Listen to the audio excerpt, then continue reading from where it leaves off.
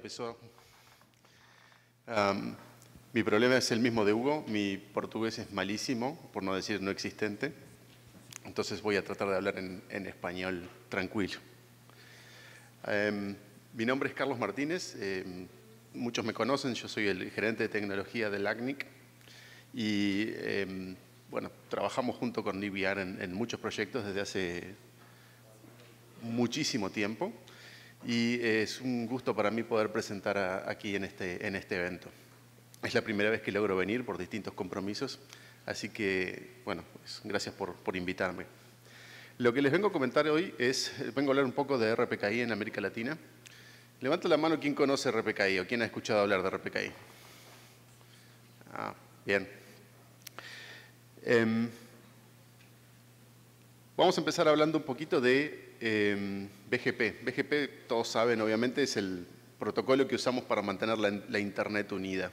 Es el protocolo que nos permite anunciar prefijos y rutas o inferir rutas a través de los prefijos a través de routers que se hablan entre sí. Hay una frase muy linda que a mí me gusta, que define el BGP como el protocolo que rutea en base a rumores. ¿Rumores se dice en portugués? Cuando el vecino le dice que la vecina está saliendo con él, uno le va contando al otro, etcétera, etcétera, etcétera. Y la información en realidad se va transmitiendo salto a salto de rumores, y eso es como ruteamos en Internet. Nos basamos en los rumores que escuchamos de los routers vecinos. Porque no existe en sí un mecanismo entre extremos para comunicar información de enrutamiento, ¿no? Nos basamos en los rumores que aprendemos de los vecinos. Entonces, en este ejemplo, voy a tratar de no matar a Fred con el láser. Define Internet en un slide, ¿verdad? ¿Cómo ruteamos en Internet en un slide? Tenemos dos sistemas autónomos, el 10 y el 20, que se tratan de comunicar. Cada uno le anuncia su red a lo que tiene más cerca, que es el router de su proveedor, ¿sí? Y confía en el que el proveedor va a hacer la propagación más honesta de ese rumor posible. Cada uno de los saltos intermedios aplica un algoritmo de decisión, que es el algoritmo de BGP, no lo voy a repasar acá porque estoy seguro que ustedes lo saben mejor que yo, y en función de eso se generan las rutas y se establecen esos flujos de datos en función de esos rumores. ¿Sí? El BGP es un protocolo que no es en sí un protocolo excesivamente complejo. El corazón de BGP está en lo que se conoce como los atributos, ¿sí? Cada vez que ustedes anuncian uno de esos rumores vienen, al igual que los rumores entre los vecinos, vienen adornados de ciertas cosas, que son esos atributos, que son parámetros que acompañan al anuncio. En particular, para RPKI nos interesa acordarnos de uno solo de esos atributos. De esos atributos hay muchísimos, pero nos interesa acordarnos de uno en particular, que es el que conocemos como el AS Path. ¿Sí? ¿Qué es el AS Path? Es lo que ustedes imaginan solamente del nombre. Es qué sistemas autónomos un anuncio recorre a través de su pasaje por Internet. Entonces, en este caso, lo que tienen es que el anuncio pasa por el 1, pasa por el 3 y llega al origen. El primer sistema autónomo de la AS-Path es particularmente interesante porque es lo que conocemos como el origen. Es el sistema autónomo que inyecta ese anuncio, que inyecta ese rumor en Internet. ¿Por qué me detengo en esto? Porque es exactamente lo que vamos a tratar de hacer en RPKI, es asegurar o darle un grado de seguridad a ese anuncio de origen.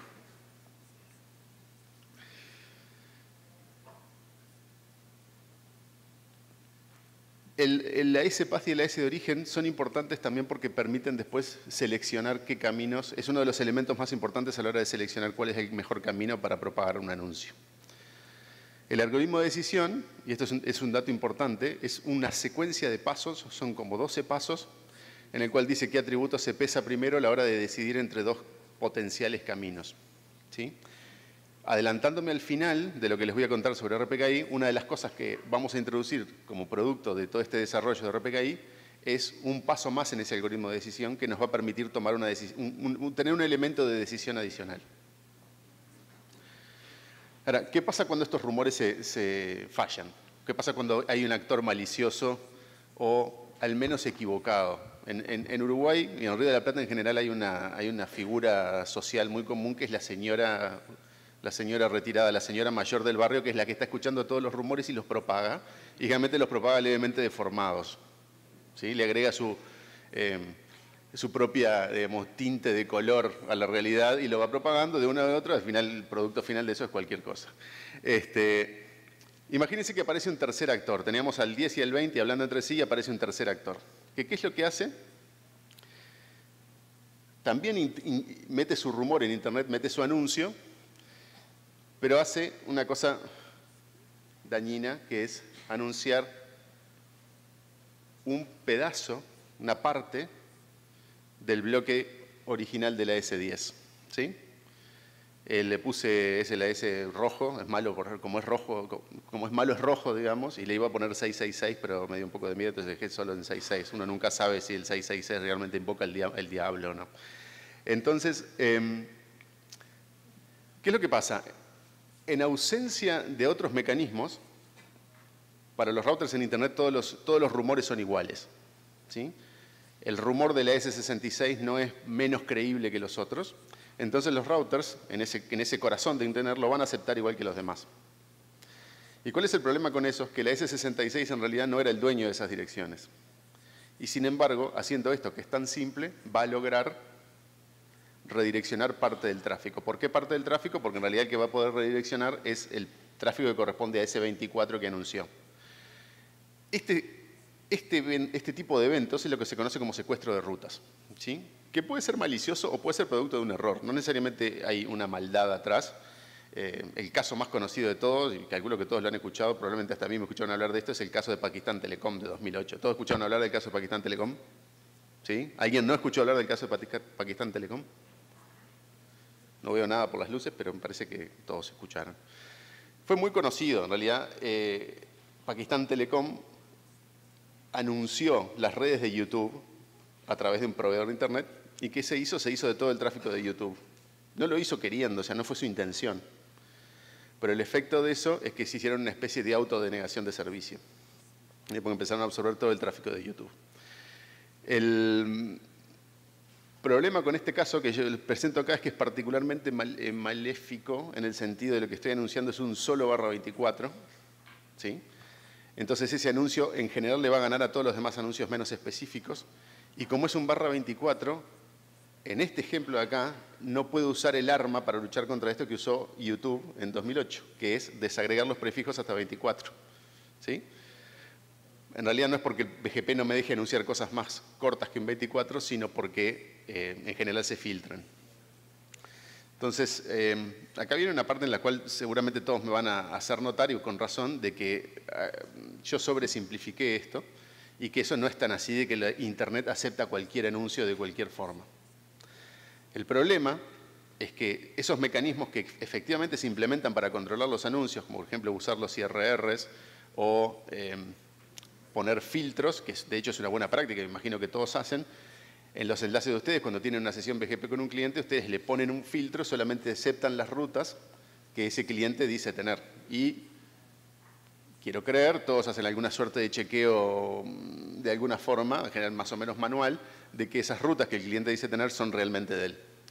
El problema es que eso es muy manual, es bastante difícil de automatizar, y se sorprenderían la cantidad de operadores que confían en lo que le llaman las LOAs, las Letters of Authority, que es básicamente un PDF en el cual dice, yo, Carlos, tengo esta red. Y hay gente que confía en eso al valor del PDF, digamos. Ya ni siquiera es una carta firmada que alguien la manda por correo, sino que es un PDF. Hay una presentación buenísima de un investigador japonés en el cual él reconstruye toda una serie de incidentes que hubo en Japón con lo que él le llamaba las fake LOAs, o sea, las cartas de autoridad falsificadas. Y habían algunas que eran geniales, como en particular en China y en varios países de esos usan sistemas de escritura muy variables, o sea, el chino, el japonés, los del sur de Asia, le mandaban cartas con caracteres raros que no decían nada. Había uno que era, por ejemplo, un contrato de televisión cable y le habían puesto la dirección con números, con los dígitos arábicos, digamos que era lo único que se entendía. Entonces, a ese nivel es que el chequeo de anunciar rutas o recibir rutas en Internet es bastante precario. Y de hecho, cuando ustedes se van a lo que son los Tier 1, los carriers grandes, son tantas las redes que tendrían que chequear que que a veces no es posible hacerlo. Entonces ahí se confía con algún mecanismo más automático, pero también esos tienen sus problemas. Entonces eso es lo que trata de aportarnos RPKI, un mecanismo más formal para hacer esto mismo. Bueno, ¿qué es lo que podemos hacer al respecto? En realidad hay dos componentes, si se quieren hay dos acciones que tomar acá. Una es, dijimos que no hay un mecanismo de señalización de extremo a extremo en BGP o en Internet para enrutamiento. Eso es efectivamente cierto. Entonces, en principio, yo como usuario de Internet, como participante en el enrutamiento, no tengo mecanismos para anunciar o decirle al mundo mis redes son estas. Y eso es lo que un poco RPKI trata de crear. Es un mecanismo en el cual cada operador en Internet diga, mis redes son estas. ¿Sí? Más un dato adicional, mis redes son estas y las voy a anunciar desde este sistema autónomo. ¿Sí? El origen de estos anuncios va a ser este sistema autónomo. Entonces, describiéndoles un sistema que es un poco entreverado, se los voy a describir rápidamente. Básicamente lo que vamos a tener en RPKI es una base de datos, que es lo que le llamamos el repositorio, que es lo que tiene una especie de servidor de archivos donde están todos esos, digamos, especies de microcontratos que dicen mis redes son estas y el sistema autónomo de origen es este. Esos mini contratos, por llamarlo de alguna manera, es lo que le llamamos los ROAs, ¿sí? Los Route Origin Authorizations. ¿Por qué esto se llama una PKI o por qué esa base de datos es una PKI? Porque eso está estructurado efectivamente como un árbol de PKI con certificados y eso es lo que le da seguridad porque lo vamos a poder firmar, ¿sí? Pero a los efectos de los enrutadores, eso es casi que un archivo separado por comas de redes y orígenes, ¿sí? Eso es lo que el enrutador ve. ¿Qué es lo que hace el puente entre la PKI y el enrutador? Es un elemento que le llamamos el caché, ¿sí? El caché es un elemento que no está en el enrouter y generalmente vamos a tener 2 o 3 por red. ¿Qué es lo que hace? Se baja el repositorio, hace la validación criptográfica de la PKI y produce ese archivo ya digerido que el router necesita. ¿Qué es lo que va a pasar a medida que los enrutadores reciben anuncios? Los van a mirar, le van a aplicar el mismo algoritmo de decisión de BGP y le van a tratar de comparar con esa base de datos que aprendieron del repositorio. Esto que les estoy describiendo muy rápidamente es lo que se conoce como validación de origen, ¿sí? Y es como de hecho Cisco le llama el feature de BGP que lo implementa. Esta es la actividad que ocurre en el enrutador, ¿sí? El enrutador lo que hace es validar el origen de los anuncios. ¿Qué es lo que yo tengo que hacer como operador? Además de habilitarlo en la configuración, proveerle de un caché para que el enrutador se pueda alimentar de los repositorios. Entonces, de vuelta, muy rápidamente, ¿qué es lo que hace cada vez que llega un anuncio de BGP? El enrutador lo compara con esa base de datos que aprendió que dice prefijos orígenes y le va a asignar lo que se llama un estado de validez, que no es otra cosa que un atributo de BGP. ¿Sí? Es un atributo de BGP que después lo voy a poder usar en mis route maps, por ejemplo, para tomar decisiones en base a eso. Los estados de validez son 3 que son válido, inválido y desconocido, válido, inválido y unknown. Son un poco, las palabras que se eligieron están un poco sobrecargadas, son palabras emocionales. La gente cree que algo por ser marcado inválido va a ser automáticamente descartado por el enrutador. Y en realidad no. La configuración por defecto, de hecho, de los Cisco es que no hace nada, simplemente lo valida y lo marca el prefijo con el estado de validez. Si yo quiero hacer algo con eso, tengo que meterlo como una línea en los route maps, ¿sí? Solo no lo va a hacer. Hay una forma, de hecho, en algunas versiones de Cisco en la cual uno le puede decir que automáticamente descarte los inválidos, pero de hecho, las que yo he probado ni siquiera es el default. Entonces, ¿qué pasa? Si me viene un anuncio con un prefijo y ese prefijo lo encuentro con el origen correcto en la base de datos que aprendí del caché, va a ser válido. Si encuentro contradicciones, es decir, si encuentro ese prefijo en la base de datos que aprendí del caché, pero alguna cosa no coincide, en particular el origen no coincide, va a ser un anuncio inválido. Y si no lo encuentro, va a ser un anuncio, va a ser desconocido. ¿Qué quiere decir desconocido? No puedo decir nada al respecto. De hecho, el grueso de los anuncios que ustedes van a ver hoy, si implementan esto, va a ser unknown. Hay una gran discusión de que en qué momento la gente va a empezar a descartar los unknowns también. Yo creo que faltan muchísimos años. Un primer paso, que sobre el final de los slides se los voy a poder mostrar, es algunas organizaciones de la región han empezado a descartar los inválidos, que en sí ya es un paso bastante importante. Esta es la PKI, no tiene mayor misterio. Todos los que conocen las estructuras de certificados No van a encontrar nada misterioso acá. La única cosa que es diferente en cierto sentido, por esto estas PKI es diferente de lo que puede ser las PKI de SSL más conocidas, es que esos certificados tienen unas extensiones que generalmente no están presentes en los certificados que uno compra para asegurar un sitio web, que son justamente las extensiones para listar direcciones IP y sistemas autónomos. Entonces, para ir cerrando, les quería contar algunas experiencias regionales muy exitosas. De hecho, esta fue la primera, NAP Ecuador. Van a ver que casi todas las que traje son de IXPs. NAP Ecuador fue de hecho fue uno de los primeros lugares en el mundo en el cual se empezó a utilizar RPKI y validación de origen en producción. NAP Ecuador es un IXP de capa 3, ellos tienen un route server, y lo que empezaron a hacer en un momento fue empezar a correr validación de origen en el route server. Y al principio no hacían nada con eso, simplemente lo corrieran a ver si era estable, si no les generaba problemas. De hecho, tuvieron que hacer un par de upgrades de software en el route server por algunos temas, y fueron avanzando en distintas etapas. Y finalmente llegaron, muchas de estas decisiones se toman en acuerdo de los técnicos miembros del IXP, ¿verdad? O sea, representan de alguna manera el consenso de esa comunidad. Decidieron que lo que van a hacer es marcar con communities los estados de validez. Es decir, el route map que tiene el route server lo que hace es, si es inválido, le aplica a una determinada comunidad, si es válido otra, si es aún no una otra.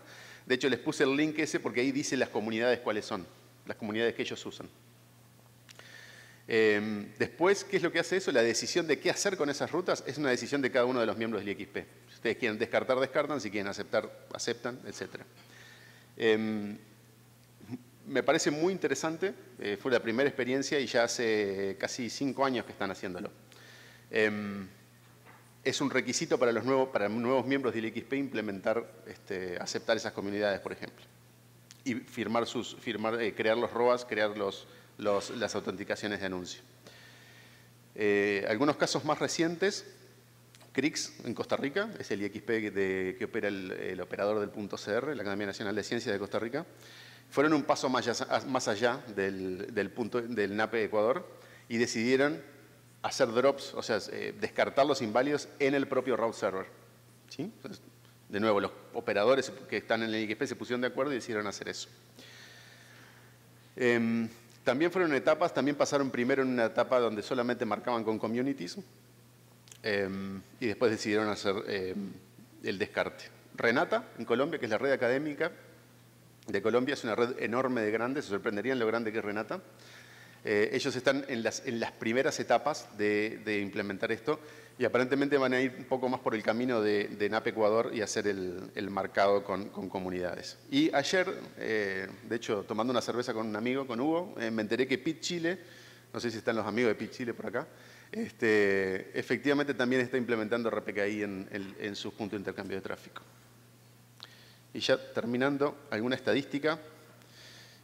Esta estadística es lo que yo le llamo la cobertura de espacio firmado en IPv4 en particular. Lo que hago es contar la cantidad de IPv4, de barras 24 de IPv4 asignados por país y después me fijo cuántos estarían cubiertos por un ROA que los valide o los invalide. En realidad no me importa el resultado, sino me importa cuáles de alguna manera están protegidos. Y después, bueno, lo pondero de acuerdo a la cantidad de espacio asignado por país. Y verán que hay países que tienen coberturas muy, muy altas. Y se deben a 2 casos. De hecho, la más alta es la de Ecuador, y eso no es casual, porque casi todos los operadores, prácticamente todos los operadores de Ecuador están presentes en NAP Ecuador. Entonces, están de alguna manera obligados a hacerlo. Y después lo que hay son varios países en los que hay un operador muy dominante, por ejemplo, el caso de Uruguay, de donde yo vengo, y el caso de Costa Rica.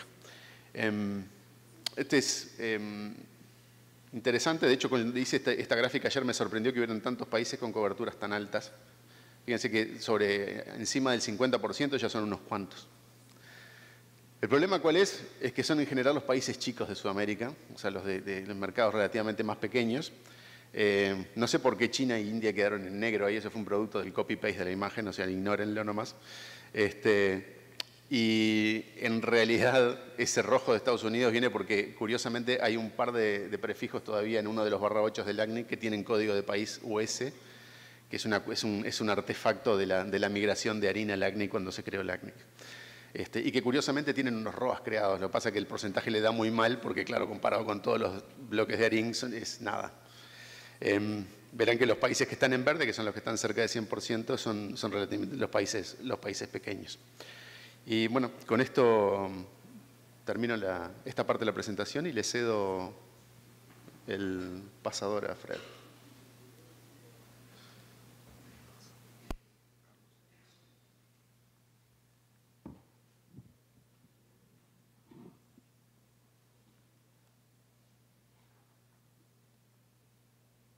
Bom dia, pessoal. Eu vou falar um pouquinho sobre RPKI no Brasil. É um trabalho que a gente vem fazendo já há algum tempo. Eu já comentei algumas dessas informações na lista do GTR recentemente. E, basicamente, é um anúncio que a gente está fazendo aqui em relação ao suporte a RPKI no país.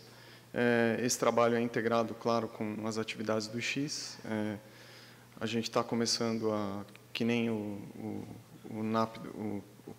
PTI do Chile, no IX aqui no Brasil também a gente está tomando algumas atitudes em relação ao controle de anúncios inválidos, e RPKI é uma delas, é uma ação de médio para longo prazo, também porque não existe suporte ainda no NIR brasileiro, mas essa apresentação vai falar sobre exatamente o que a gente está fazendo para resolver isso. Bom, em relação à nossa interface do sistema de numeração, a gente já está em desenvolvimento bastante adiantado aí, e ela vai ter certamente uma melhor usabilidade, suporte a DNSSEC, que é algo que o reverso de delegações na região já suporta há bastante tempo, mas a gente hoje não tem na interface como coletar DS para repassar via protocolo EPP para o LACNIC, mas isso vai estar sendo implementado e é uma das primeiras coisas que vai entrar em funcionamento. E essa mesma interface já vai estar preparada para RPKI. O que quer dizer isso, preparada? Vai ter condições de fazer o provisionamento numa situação delegada ou hospedada no futuro. Isso entra em operação agora no começo de 2019, certamente antes do próximo GTR. Bom, em relação ao RPKI, qual o software de CA que a gente vai utilizar? A gente pretende utilizar o RPKI Tools, que é um software atualmente em desenvolvimento pelo NLNet Labs. Esse desenvolvimento está sendo suportado pelo NICBR e também pelo RIPE NCC. Esse URL que tem aí, vocês conseguem obter informações sobre o andamento do projeto, qual que é o plano de desenvolvimento e qual o roadmap para esse software. A primeira versão de produção que vai existir desse software no roadmap é em dezembro do ano que vem. E essa data está alinhada com as datas de quando a gente vai introduzir o serviço no .br. Bom, RPKI, a CA, ela pode operar, ela tem dois modos de operação, né? Um modo de operação é o que é chamado modo delegado, que funciona via um protocolo de provisionamento entre CAs, que é chamado protocolo up-down, é definido na SRFC aí. A primeira instituição que utilizou esse modo de operação foi o APNIC. Na região eles também têm NIRs, e eles utilizam já isso em produção há um certo tempo. Esse protocolo nada mais é um protocolo relativamente simples, de mensagens CMS encodadas em XML sobre HTTP. Não tem nada de excepcional em relação a isso. A autenticação para esse protocolo ela é normalmente configurada out of band. Tá? O outro modo de operação é o modo hospedado, que é basicamente você delega para um terceiro o controle do seu material criptográfico e a emissão dos ROAs e tudo mais. E isso é operado via uma interface web. Esse é um método que o LACNIC presta o serviço hoje para boa parte dos clientes na região. Bom, no caso da CA delegada, é como a gente começa a funcionar no .br. Então, a autenticação vai ser configurada pela própria interface da numeração. Como eu disse, ela já vai estar preparada para isso. A gente também implementa, logo de cara, um sistema de monitoração e alerta para ROAs inválidos. o registro tem um histórico bastante largo aí de monitoração de, no caso, delegação DNS, delegação DNSSEC. E a gente monitora isso constantemente e reporta constantemente.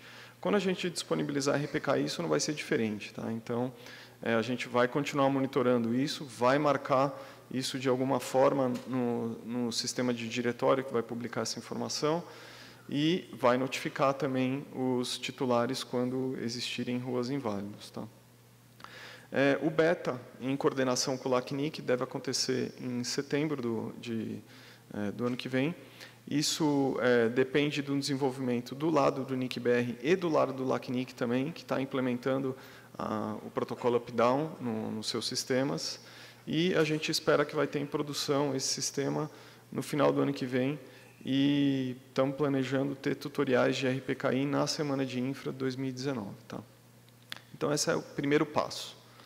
O segundo passo é o RPKI com CA hospedada. Então, só explicando aqui um pouco. O que é essa questão delegada? No modo delegado, quem quiser utilizar RPKI logo nos primórdios vai ter que ter uma CA instalada nas suas próprias instalações. Tá? Vai ter que gerenciar o seu próprio material criptográfico e vai ter que falar esse mesmo protocolo up-down com os sistemas do NIC-BR. Num segundo momento, que a gente espera que ocorra no primeiro semestre de 2020, a gente vai ter o modelo em uma CA subordinada dentro do próprio NIC-BR, a hospedagem desse material criptográfico para os clientes. E ROAs vão ser emitidos diretamente através da interface do sistema de numeração. Isso depende de suporte a multi-CA no RPKI Tools, que no roadmap num segundo momento que isso vai ser implementado. Tá? E a gente imagina que a produção disso daí vai estar no segundo semestre de 2020. Basicamente é isso que eu tenho para falar para vocês hoje. E a gente ainda tem um tempinho para perguntas em relação a esse deployment ou em relação a RPKI em geral. E eu e o Carlos aqui a gente pode tentar responder.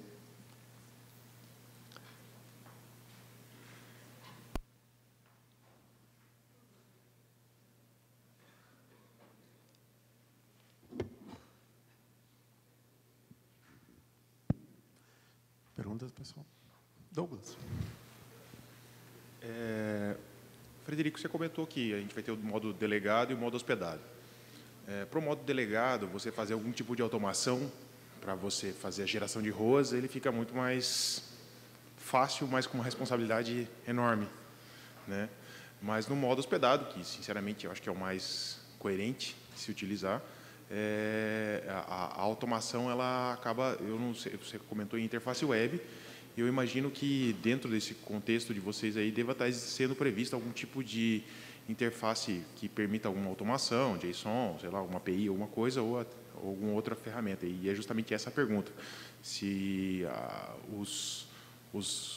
quem tem os prefixos, os recursos recebidos, vai conseguir fazer a manipulação dessas delegações, dessas operações de RPKI, de ROA, através de alguma maneira automatizada, sem ter que entrar na interface web e fazer a geração de ROA. Então, bom, é importante, eu não descrevi, mas lá no site da RPKI Tools tem bastante informação. Essa primeira versão do software, ela disponibiliza duas interfaces, vai disponibilizar, na prática, uma interface para falar com outras CAs, que é o protocolo up-down, mas vai ter uma interface em web service para você gerenciar esse sistema. É essa interface que o NIC-BR vai falar com a CA que vai estar instalada com a gente, e junto com esse software vai vir uma interface cliente web. Então, vamos dizer assim, se alguém no ISP, num primeiro momento, só vai poder utilizar o modo delegado, que é como a gente vai estar operando, ele vai poder ter uma interface web para gerenciar os seus ROAs e também vai ter uma interface web service para poder automatizar a interação com essa CA. Mas ainda vai ter que hospedar o seu material criptográfico e a sua CA internamente. Num segundo momento, quando esse software suportar múltiplas CAs, a gente vai ter uma segunda CA dentro do NIC podendo hospedar o serviço e daí exclusivamente com uma interface web, pelo menos nesse primeiro momento a gente está se comprometendo a fazer, tá? No sistema de numeração. Se a gente vai disponibilizar um web service no futuro, isso ainda está muito no futuro. Mas já fica o pedido. Mas eu acho que, no caso, para quem quer automatizar, o melhor é hospedar a sua própria CA. Outra coisa importante a dizer é o seguinte, esse esforço nosso e do RIPE NCC de ajudar a NLNet Labs a desenvolver software é porque, infelizmente, a gente tem uma quantidade muito pequena de software livre hoje disponível para RPKI. A gente basicamente tem a implementação do RIPE e uma implementação que foi feita nos Estados Unidos, do Rob Austin, e vamos dizer assim, a qualidade do software que hoje existe para RPKI não é das melhores, entendeu? Então, esse esforço do NLNet Labs é que essa implementação, chamada RPKI Tools, seja de excelente qualidade, como todo o software que eles publicam, NSD, Unbound, essas coisas. Então, a gente imagina que isso vai ser bastante simples de rodar também dentro dos ISPs. Legal. Eu fazer um comentário. Em Rosário, assisti em Rosário uma apresentação, não me lembro exatamente quem falou, mas onde foi mencionado que hoje no LACNIC tem 12 mil prefixos, cerca de 12 mil prefixos, 2 mil ROAs que estão inválidos. E infelizmente, o Brasil até agora ainda não está com a sua infraestrutura de RPKI disponível, mas a gente tem uma grande vantagem, que é o fato de que a gente não tem nenhum prefixo inválido. Isso a gente está saindo do zero. Então, o comentário que eu queria fazer a vocês é com relação a bater muito na questão do treinamento. A gente está saindo fresh aí, está saindo zerado. Então, a gente vê, o pessoal vai gerar certificado de SSL no GoDaddy e erra, mano. Não dá, né, cara? Então, essa parte do treinamento ela vai ter que ser exaustiva. Eu imagino que essa integração no sistema de numeração é muito boa, mas é um pedido com relação aos treinamentos também. Adriano, tem alguma pergunta online? Não? Então, vamos agradecer aqui o Carlos. O Carlos Martínez quer comentar uma coisa. Desculpa. Sí, Douglas. Sí. Quiero hacer un comentario sobre los inválidos. O sea, los ROAS no son inválidos, los ROAS son válidos. Lo que genera son rutas inválidas, pero sobre eso tengo un comentario adicional también, que es el siguiente. Esas rutas, es cierto, la región del LACNIC es la que más rutas inválidas tiene. Ahora, cuando ustedes analizan esas rutas inválidas, van a ver que todas, o prácticamente todas, no todas, pero prácticamente todas, tienen una ruta válida menos específica que las cubre a todas. Entonces, si uno incluso descartar esas inválidas, como por ejemplo hace el IXP de Costa Rica, no hay pérdida de conectividad. Y de hecho, yo tengo una visión un poco más optimista sobre esas inválidas, que es, siempre nos hemos quejado de cuánta desagregación hay en las tablas de enrutamiento. Me pregunto si este mecanismo no puede servir también como una especie de aspiradora para limpiar las tablas de enrutamiento de las cosas, de las rutas más específicas e innecesarias, que todos ya sabemos que podríamos usar en la comunidad no export, pero también todos sabemos que muchas veces no la usamos por alguna razón. Entonces, yo soy menos dramático con el tema de los inválidos. De hecho, de esos 2.000 inválidos, casi 1.500 son generados por una organización sola, que prefiero no nombrar. Pero de hecho, el caso de ellos es que ellos hacen muchísima desagregación para hacer ingeniería de tráfico. Y las rutas inválidas que se ven en Internet son esas más específicas que en realidad no tendrían que verse porque no le importan a más nadie. Concordo. Muito obrigado. Olá, bom dia. Meu nome é Vitor. Queria fazer a pergunta para os dois. Foi falado aí de comunidades para marcar a questão das rotas válidas, inválidas, mas existem formas de estimular a adoção do RPKI? Assim, eu digo que eu li algumas coisas a respeito que seria utilizado questão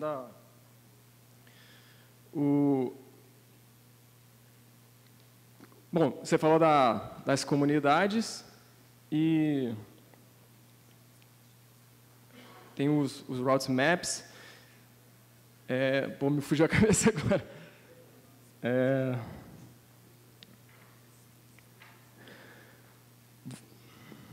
Vou lembrar aqui agora.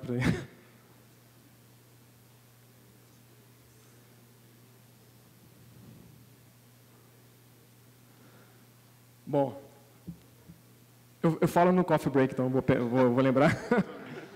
Mas, de qualquer forma, eu acho que a gente não tem nenhum well-known community para... Lembrei, desculpa. Tá. Que existe o algoritmo de decisão dos melhores caminhos do BGP, que ele analisa os atributos, né? Eu vi conversa que seria utilizado essa questão do RPKI como uma forma de decidir a melhor rota, né? Quem que tem a preferência. Vocês já ouviram falar a respeito de alguma coisa? Alguma RFC, algum draft? Sí, el estado de validez es exactamente eso, es un atributo más y es uno de los pasos del algoritmo de decisión cuando uno tiene habilitado RPKI en el router. De hecho, cuando ustedes arman un route map, lo que ustedes hacen es valorar los atributos. Si la preferencia es esto, si la comunidad es esto, hago tal cosa, hago tal cosa, hago tal cosa. Bueno, el estado de validez es uno más. Uno lo puede hacer aparecer en el orden que uno quiera y usarlo para distintas cosas. La herramienta de usar comunidades, yo de hecho me olvidé de marcarlo adecuadamente, es una forma de estimular la adopción de RPKI, porque ¿qué pasa? Las imágenes de software, por ejemplo, de enrutadores que soportan validación de origen, quizás no son la que la mayoría de los operadores está corriendo en sus equipos,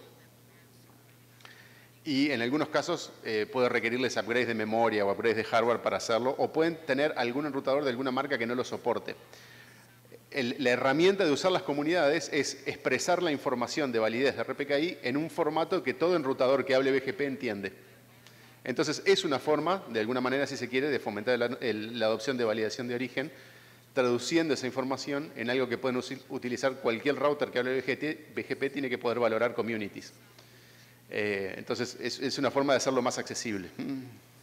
Essas comunidades seriam marcadas como se fosse bogon mesmo? Tipo, a rota seria descartada ou só menos preferida? Depende de tu política como operador. Puedes hacer lo que quieras. Puedes descartarlas, puedes a su vez propagarlas marcadas nuevamente. Depende del caso de uso de cada operador. Ahí hay que sentarse a diseñar qué es lo que uno quiere hacer. Certo. Tá bom, obrigado. Eu tenho só um comentário sobre a sua pergunta, Vitor, de que a questão de atributo em escolha de BGP não resolve um dos problemas, que é a gente anunciar prefixos mais específicos, mas inválidos.